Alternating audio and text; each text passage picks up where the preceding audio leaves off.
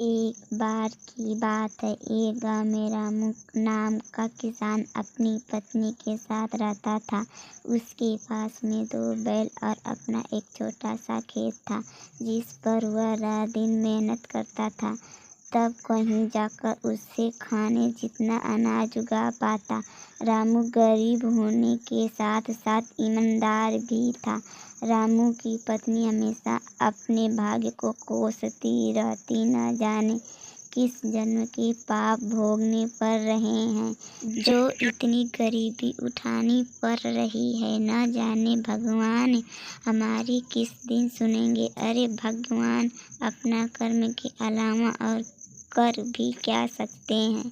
देना नहीं देना ये सब तो ऊपर वाले के हाथ में है। अपने सोचने से क्या होगा। कहीं तो तुम सही रहे हो, मगर 2 साल से अपने गांव में ठीक से बारिश नहीं होने के कारण फसल खराब हो रही है। गांव में बाकी किसान के पास तो गाय भैंस है, जिससे उनका तो गुजारा चल जाता है, मगर अपने पास तो केवल एक छोटा से खेत के अलावा कुछ भी नहीं है। और बारिश नहीं होने के कारण उस खेत में भी फसल नहीं होती। पता नहीं इस बार भी क्या होगा। हाँ, यह बात तो तुम सही कह रही हो।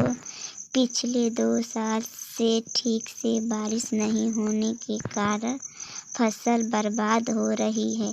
कुएं भी सूखने लगे हैं, उनमें भी पानी अब कम बचा है। पता नहीं इस बार खेती में क्या होगा, ये तो ऊपर वाला ही जाने। चलो भगवान, अब मैं चलता हूँ। रामू रोज की तरह अपने दोनों बैलों को लेकर अपने खेत की ओर निकल पड़ता है। रामू भले ही गरीब था, मगर बहुत ईमानदार था। वह दूसरे का भला ज़्यादा सोचता था और वह हमेशा अच्छे कर्म करने की समझ रखता था। और फिर रामू खेत पर पहुंचकर खेत पर मेहनत और लगन से काम करने लगता है। फिर थोड़ी देर बाद, अरे इतनी धूप में काम करने के बाद अब मुझे भूख लग रही है, और अब तो मेरे यह दोनों बैल भी थक गए हैं। एक काम करता हूँ, मैंने अपने आधे खेत की जुताई कर ली है, और आधे खेत की जुताई अब मैं कल कर लूँगा। मेरे बेचारे बैल भी थक गए। हाँ, चलो चलो, अब अपना घर चलते हैं।